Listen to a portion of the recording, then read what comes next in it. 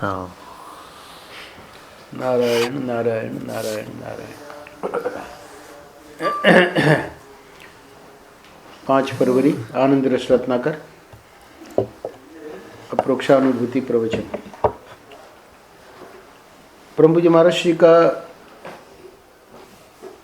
ग्रंथ है। ग्रंथ का नाम है अप्रोक्षानुभूति प्रवचन।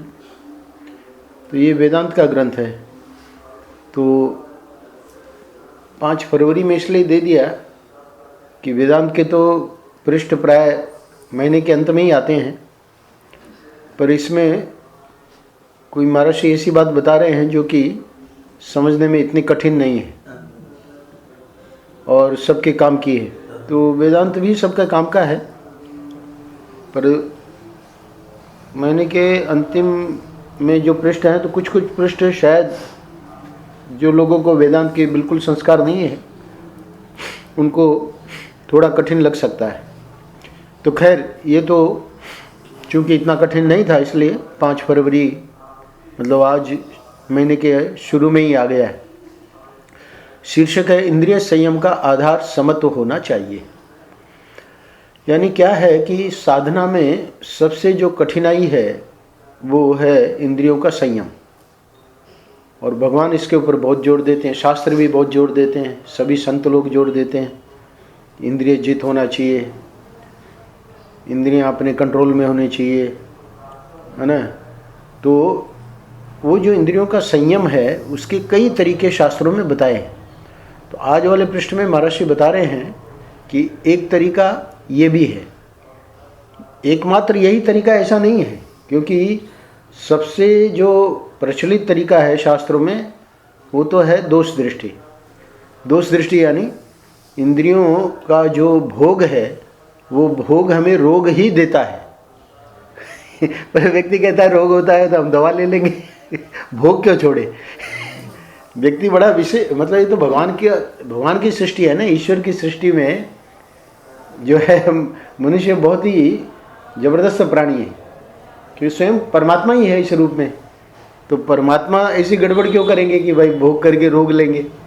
तो भोग करके रोग लेने वाली बात नहीं है, पर बात यही है कि जब तक अज्ञान है, ये परमात्मा की लीला है। परमात्मा ही एक रूप में अज्ञानी बना हुआ अपने को दिखाता है। जैसे हम लोग कहते हैं, थोड़ी समझने में कठिन है, पर ये कहते हैं कि परमात्मा के सिवा कोई दूसरी चीज़ है ही नहीं। तो फिर ये सब दुखी और इस प्रकार के, है ना, दरिद्र और ये सब क्यों दिखाई दे रहे हैं। महाराज जी भी कहीं आएगा आनंद रस रत्नाकर में, कोढ़ी और बेचारे बड़े मतलब कष्ट में है, सब परमात्मा का स्वरूप है, तो फिर ये सब कैसे। तो वहाँ महाराज जी ने समझाया है कि परमात्मा ही उस रूप में हम लोगों में दया आवे ऐसे करके, भाई उनको देख के थोड़ी बहुत तो मतलब हमारा हृदय, तो इसलिए वो परमात्मा ही वैसी लीला कर रहा है। पर ये बात समझना बहुत कठिन है। क्यों? क्योंकि जब तक शास्त्र में पूर्ण श्रद्धा नहीं है, गुरु में पूर्ण श्रद्धा नहीं है, तब तक हमारा दिमाग ये कहेगा कि नहीं ये बेचारे दुखी है और शास्त्र तो ऐसे ही कह देते हैं सब परमात्मा है। पर बात असल में क्या है कि इंद्रियों का संयम भी भगवान स्वयं बताते हैं हर रूप में, कि देखो इसने इंद्रिय का संयम नहीं किया तो इसकी क्या दुर्दशा हुई। कल टाइम्स ऑफ इंडिया का लोगों के उसमें आ रहा था, मोनी जी ने इनके राम नरेश जी के उसमें भेजा मैसेज। तो टाइम्स ऑफ इंडिया में क्या आया कि प्लेन में छेड़छाड़ करने के कारण वो व्यक्ति को अरेस्ट कर लिया गया। देवी जी के साथ मोलेस्ट शब्द आया है, तो मोलेस्टेशन तो प्लेन में क्या होगा, पर वो छेड़छाड़ जरूर कर रहा था। तो खैर, तो कहने का मतलब ये इंद्रिय संयम नहीं होने से ही तो हो रहा है। और वो व्यक्ति, वो राम नरेश जी को क्यों मैसेज आया, क्योंकि वो व्यक्ति जो है वो मतलब संबंधित है। हाँ, तो इसलिए वो मैसेज आया। तो उससे व्यक्ति से अपने को मतलब नहीं है, अपने को तो अपना जीवन देखना है कि भाई अपने इंद्रियों का संयम है कि नहीं, है ना। कितनी यानी गलत बातें होती हैं इंद्रिय के संयम के अभाव में, तो वो हम सब लोग देखते हैं अपने जीवन में। किसी की कोई इंद्रिय मतलब कमज़ोर है, किसी की कोई कमज़ोर है। तो इसीलिए इतने दुर्गुण भी हैं, काम क्रोध लोभ मोह मद मात्सर्य, ये सब क्यों है। क्योंकि वासनाएं जो हैं व्यक्ति की, तो वासना को वो कंट्रोल नहीं कर सकता। तो इंद्रियों के संयम को लेकर आज महर्षि बताएंगे कि एक ये भी तरीका है कि समत्व अगर आ जाए, तो महर्षि बहुत बढ़िया दृष्टांत देंगे अंत में। इसीलिए आज का पृष्ठ वो शुरू में है, क्योंकि वो बहुत समझने सरल भी है और समझने लायक भी है। बहुत सी बातें जीवन में अभ्यास करके लानी पड़ती हैं, ध्यान दीजिएगा। तो अभ्यास के ऊपर बहुत जोर है, क्योंकि भगवान ने जब ये इंद्रिय संयम में मन भी आ ही गया, तो मन और इंद्रियों के संयम में जब भगवान ने 6ठे अध्याय में अर्जुन को उपदेश किया, तो करीब करीब 30 श्लोकों के बाद में अर्जुन कहता है, पूरा सुन के बहुत अच्छी तरह से समझाया कैसे करना है, कैसे ध्यान में बैठना है, कैसे अपने मन को अंतर्मुख करना है, बहुत विस्तार में और बहुत बढ़िया समझाया। पर अर्जुन स्पष्ट कहता है, तो वो हमारा प्रतिनिधि है, मतलब हम लोगों की जो स्थिति है उसी को बताने के लिए। गीता तो हम लोगों के लिए ही है ना। अर्जुन को तो निमित्त बनाया है भगवान ने कि भाई इसको निमित्त बना के मैं उपदेश करूंगा तो लोग पढ़ के अपने जीवन में उतारेंगे। तो कहता है कि चंचलम ही मन कृष्ण प्रमाथि बलवत दृढ़म। बोले आप तो कह रहे हैं मन को निग्रह इंद्रियों को निग्रह, मिलती जुलती बात है। तो कह रहा है कि वो एक तो बात है मन के बारे में, वो चंचल है, प्रमाथि। जब चंचल है और कोई किसी चीज़ में उसका लग गया कि भाई ये चीज़ करनी है, और वो क्यों छेड़छाड़ कर रहा है प्लेन में, है ना, तो प्रमाथि मतलब अंदर मत देता है। अपने को मालूम है कि गलत है, अपने को मालूम है कि भाई गिरफ्तार कर लिए जाएंगे, क्योंकि इसके पहले भी लोगों को गिरफ्तार किया गया है ना। हाँ, तो प्रमाथि वो मत देता है। तो मत देता मतलब कंट्रोल में नहीं रहा। प्रमाथि बलवत, बोले मत देता है फिर भी उसको कंट्रोल में करो। बोले नहीं, बलवत भाई थोड़ा कुछ कोई व्यक्ति मतलब हमारे कंट्रोल में आ जाए तो मतलब वो कमज़ोर है, तभी तो हमने कंट्रोल कर लिया, ये तो बलवान है। मन के लिए अर्जुन कह रहा है चंचल है, प्रमाथी है, मत देता है अंदर, मतलब आदमी बिल्कुल परेशान हो जाता है कि अब तो कुछ करना ही पड़ेगा हमको, है ना। और वो मत देने के बाद बोले कि फिर भी कुछ बलवान ना हो तो हम उसको कंट्रोल कर ले। बोले बलवत, बलवान भी है। और दृढ़म मतलब वो मानता नहीं है। दृढ़म का मतलब कि देखिए क्या विशेषण प्रयोग कर रहा है, और सब सच्ची बातें हैं। तो सच्ची बातें वो झूठ क्यों बोलेगा, वो तो अपनी बात बता रहा है। तो दृढ़म, कितना भी कोशिश करो नहीं मानेगा। और फिर दृष्टांत देता है अर्जुन कि तस्याहम निग्रहम मन्ये वायुरीषु दुष्करम। वायु जब जोर से आती है, आप लोगों को कभी अभी अपने तो कम आती है, पर उधर उड़ीसा वगैरह में तो तूफान आते ही रहते हैं, है ना। सब पेड़ गिर गए, बड़े बड़े पेड़, है ना, और घर उड़ गए और क्या क्या। तो अब उसको क्या करोगे, आप तो दरवाज़ा बंद करके बैठे हो, अब वो दरवाजा ही है ना। इतना यानी जोर होता है उसमें तूफान में। तो वायु रिवसु दुष्कर्म, यानी वो उपमा दे रहा है मन की जोर की, कि कितना जोर होता है इसका। कि तो आपने तो इतना समझा दिया कि भाई मन का निग्रह करो और इंद्रियों का निग्रह करो, पर ये इसकी तो वो बात ये मैं इसलिए सुना रहा हूँ कि भगवान ने उसका जो उत्तर दिया, बोले कि तुम अर्जुन बिल्कुल ठीक कह रहे हो,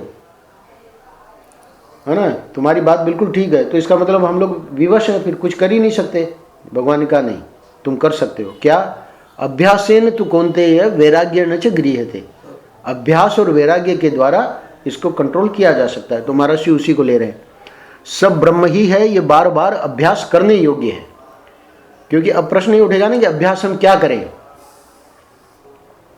तो अभ्यास में सब ब्रह्म ही है। यानी आज के पृष्ठ में इंद्रियों के संयम के लिए जो महर्षि तरीका बता रहे हैं वो समझना है। सब ठाकुर जी है, सब परमात्मा का रूप है। इंद्रिय समूह का संयम तो हो, पर सब अपना ही स्वरूप है, इस आधार पर हो। यानी इंद्रियों का संयम तो करना है, पर उसके लिए एक सूत्र दे रहे हैं। सूत्र क्या? मतलब एक सीक्रेट कहना चाहिए, वो रहस्य है। रहस्य क्या है?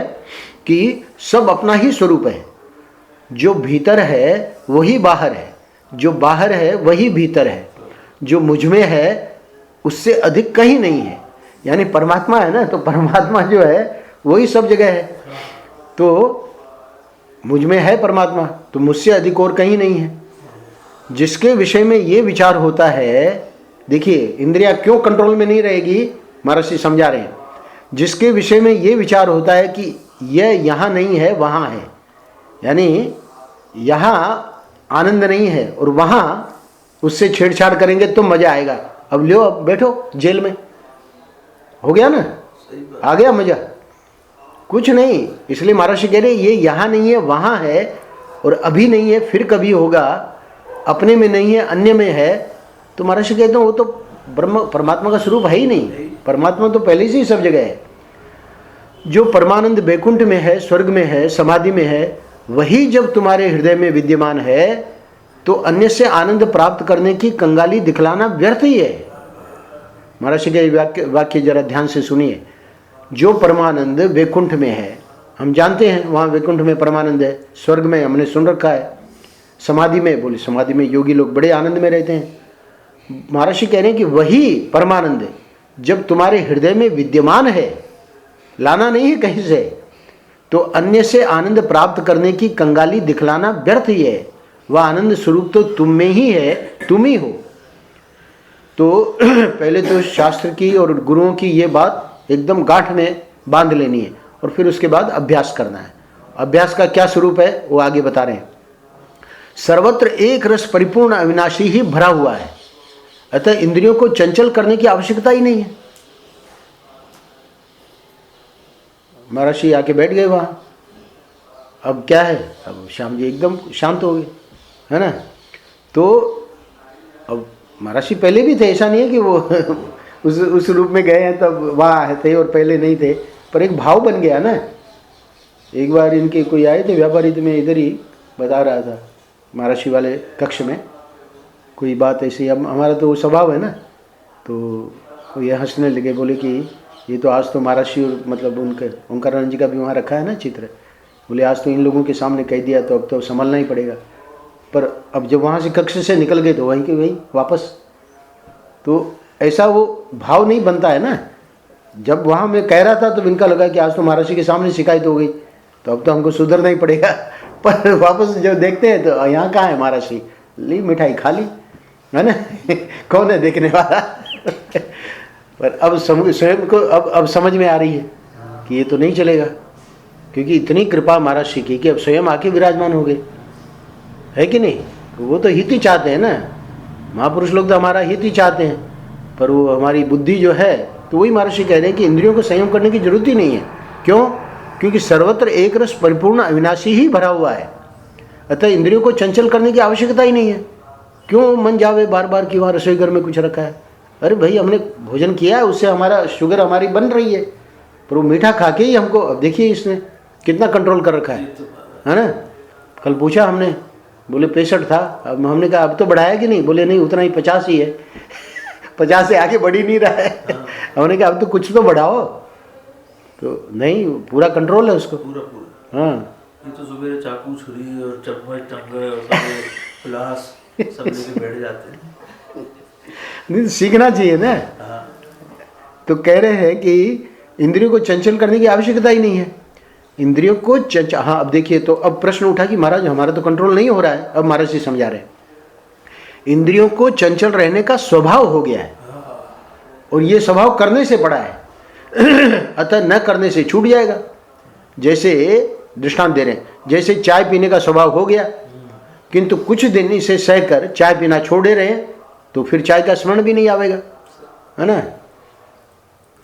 सही बात है। तो अभ्यास तो यानी हमको ही करना पड़ेगा। पर ये अभ्यास कैसा, ये नहीं कि भाई कंट्रोल कर रहे हैं, नहीं, ये तो इंद्रियों को चंचल रहने का स्वभाव हो गया है। तो सर्वत्र एक रस परिपूर्ण अविनाशी ही भरा हुआ है, इस बात को ध्यान में रख के इंद्रियों को चंचल करने की आवश्यकता ही नहीं है, ये महर्षि कह रहे हैं। तो इस इंद्रिय संयम का आधार समत्व होना चाहिए। तो ये समत्व वाला जो है ये थोड़ा कठिन है, क्योंकि ये वेदांत की बात है ना। तो अब चूंकि वेदांत पे प्रवचन कर रहे हैं इसलिए उस प्रकार समझा रहे हैं, पर शुरू में तो दोष ही देखना पड़ेगा। अब इसका जो है वो समत्व के कारण थोड़ी है, उसको मालूम है कि भाई देखा ना, लोगों को देखता है, और वो खुद फार्मासिस्ट है, तो फार्मासिस्ट आदमी को पहले से ही पता है दुनिया भर की चीज़ें, तो है ना, इसमें कौन सा सॉल्ट है और इसमें क्या है और उसमें क्या है, सब दवाइयों का तो इसी को नॉलेज है। 4-5 साल यही तो किया। हाँ, तो अब उसके कारण वो इसका दोष जानता है कि डायबिटीज़ का कितना मतलब भयंकर परिणाम होता है। तो उस परिणाम को देख के वो उसके इंद्रियों का संयम है। पर यहाँ महर्षि एक दूसरी दृष्टि दे रहे हैं, और वो दृष्टि और उच्च दृष्टि है। वो उच्च दृष्टि क्या है कि सर्वत्र एक रूप परिपूर्ण अविनाशी भरा हुआ है, अतः इंद्रियों को चंचल करने की आवश्यकता ही नहीं है। सब जगह परमात्मा का खेल हो रहा है, आनंद ही आनंद है ना। जो दे दिया रचना ने अपना खा लिए, मस्त है ना। गए होजरी की दुकान में अपना बेचे, बिका तो बिका, नहीं बिका तो अपना जप किया माता जी के जैसे, है ना। ग्राहक नहीं है तो अपना जप करते रहो। हाँ ये भी तो है, दो बैठे हैं इनका तो भूल ही गया मैं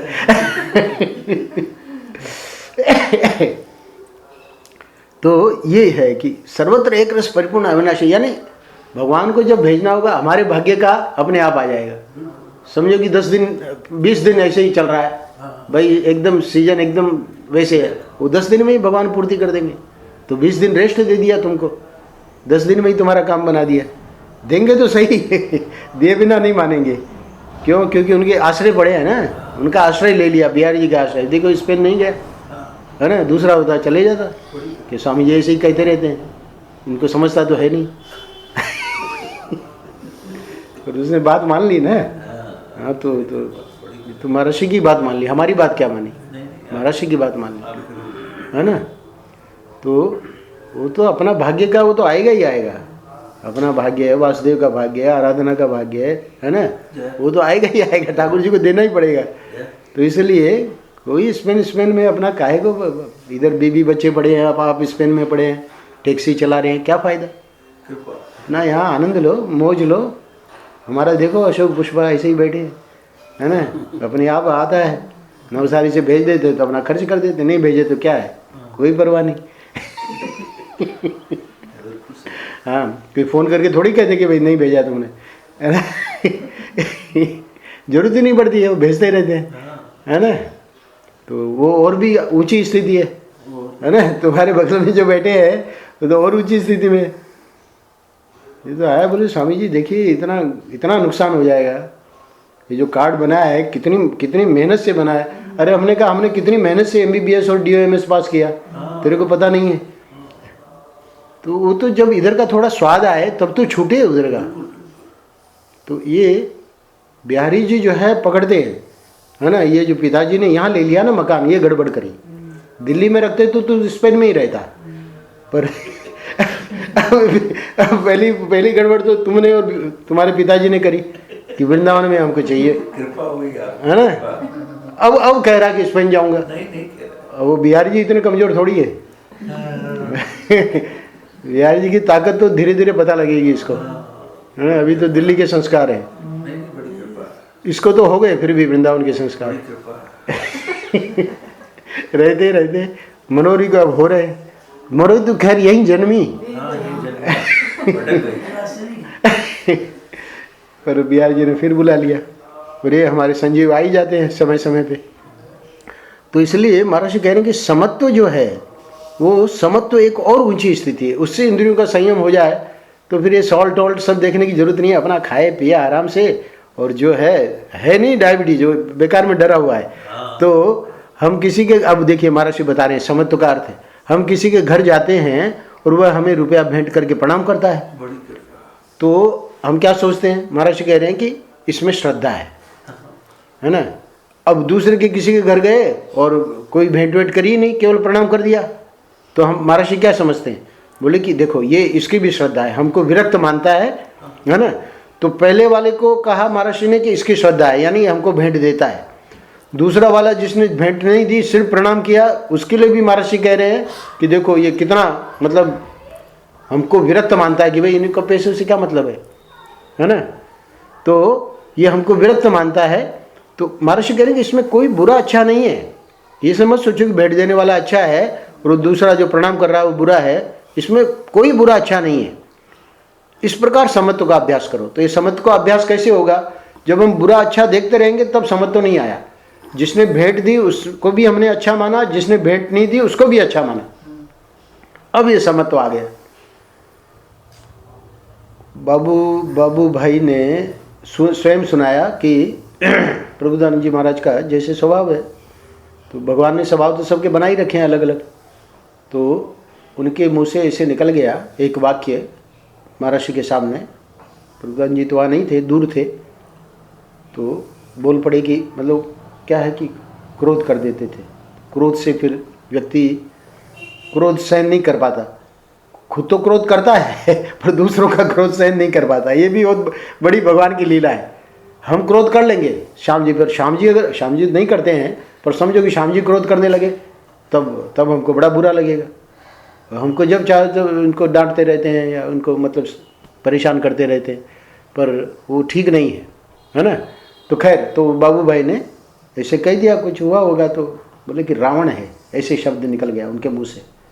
तो महर्षि का ऐसे कहो, रावण है ऐसे मत कहो, ऐसे कहो कि इनमें नरसिंह भगवान का आवेश ज़्यादा है, रावण मत कहो। बात होगी वही है, पर वो तरीका है। यानी एक ने भेंट दी तो भी खुश कि भाई देखो इसकी कितनी श्रद्धा है। एक ने भेंट नहीं दी तो ये नहीं कि देखो उसने तो भेंट दी और ये इसके पास पैसा है, उससे ज़्यादा पैसा है फिर भी भेंट नहीं देता है। नहीं, ये हमको विरक्त मानता है। तो इसमें कोई बुरा अच्छा नहीं है। एक दृष्टांत दिया। अब दूसरा दृष्टांत महर्षि दे रहे हैं कि महर्षि के एक जो नेचर क्योर प्राकृतिक चिकित्सक, तो प्राकृतिक चिकित्सक को क्या करते थे कि महर्षि को जैसे जुकाम हो जाता था तो महर्षि कहते हैं कि वो हमको कहते थे कि बड़ा अच्छा हुआ महर्षि, शरीर में एकत्र मल निकला जा रहा है, ये जुकाम हो गया, ये बहुत ही अच्छा हो गया, इसके बाद तो मतलब एकदम मतलब सफाई हो जाएगी, पूरा मल निकल जाएगा। और ज्वर आ गया, अब ज्वर आ गया तो बोले कि शरीर का विकार अब निकल गया, तो ऐसा हो। यानी कि उसमें ये दृष्टांत देके समझा रहे हैं। नहीं तो हम कह रहे हैं ज्वर आ गया बहुत ही बुरा हुआ है ना, जुकाम हो गया बहुत ही, अब तो बहुत ही कष्ट है। कुछ नहीं, हर एक चीज को लेने का तरीका है। अच्छा, अब तीसरा दृष्टांत है। तीसरा दृष्टांत सुनना, बहुत मजेदार है। एक मनुष्य प्रतिदिन आता है, तो अब वो प्रतिदिन आता है तो क्या है कि अब भाई महात्माओं को अपना भजन भी करना होता है, पर वो प्रतिदिन आके बैठ जाता है।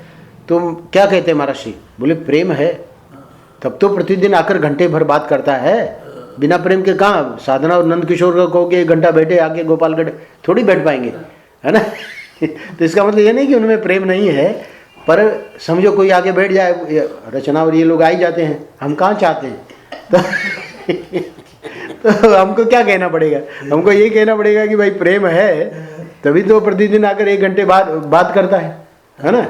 अच्छा, अब एक दूसरा दृष्टांत दे रहे हैं। वो बुद्धिमान व्यक्ति है, वो कौन? वो आता ही नहीं है ना। तो महर्षि क्या कह रहे हैं कि वे हमारे समय का बहुत ध्यान रखते हैं, है ना। वे ये सोचकर नहीं आते कि जाएंगे तो स्वामी जी को हमसे बातें करनी होंगी, उनका समय नष्ट होगा। अब देखिए दोनों के लिए समत्व हो गया कि नहीं? तो इस समत्व का दृष्टांत दे रहे हैं कि जब जैसे ठाकुर जी हमको दे उसी में खुश रहें, है ना। वही सूत्र वही है कि सर्वत्र एक रस परिपूर्ण अविनाशी ही भरा हुआ है, यानी वही सब कर रहे हैं। तो इसलिए जाके बार बार रसोई घर में जाने की, अब तो महर्षि आगे इसलिए हमको बोलने की जरूरत ही नहीं है, पर वो जो है उसकी जरूरत ही नहीं है। इंद्रियों को चंचल करने की आवश्यकता ही नहीं है। इंद्रियों को चंचल रहने का स्वभाव हो गया है, तो स्वभाव चूंकि करने से पड़ा है अतः न करने से छूट जाएगा। तो ये तो हमको करना पड़ेगा, यानी अभ्यास तो करना ही पड़ेगा। हरिओम तत्सत, हरिओम तत्सत, हरिओम तत्सत। इस प्रकार सब ब्रह्म है, इस आधार पर इंद्रियों का संयम हो, इसका बार बार अभ्यास करना चाहिए। अंतिम पंक्ति है महर्षि की, सब ब्रह्म है, सब ठाकुर जी का स्वरूप है, तो इस आधार पर इंद्रियों का संयम हो, इसका बार बार अभ्यास करना चाहिए।